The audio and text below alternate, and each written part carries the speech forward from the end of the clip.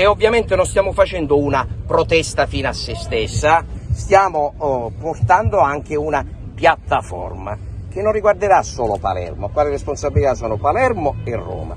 Oggi saremo qui e il 22 di febbraio saremo a Roma. Partirà dalla Sicilia con un'aggregazione, come una processione che andrà aggregando il meridione e saremo a Roma a portare le proposte che competono a Roma e ora ne parleremo nel dettaglio. Ecco, il governo nazionale sembra avere chiuso la pratica, invece?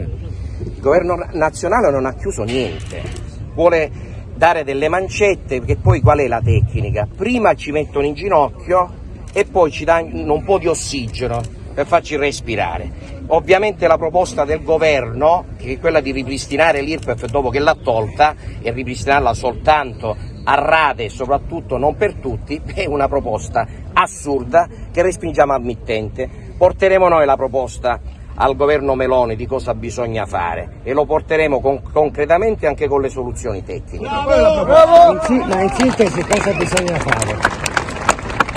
Guardate, la sintesi è molto semplice. Come è già stato fatto per altri piani europei dove si è fatto un'azione anticiclica per le bollette, per tutto quello che ha generato la pandemia, si prendono un po' di miliardi e si deve fare un piano straordinario di 10 miliardi triennale del PNRR, piuttosto che finanziare puttanate, la Commissione europea deve convertirli in un sostegno anticiclico per il mondo dell'agricoltura in Italia. È molto semplice e poi ora spiegheremo anche come si fa, visto che non sanno fare il loro mestiere.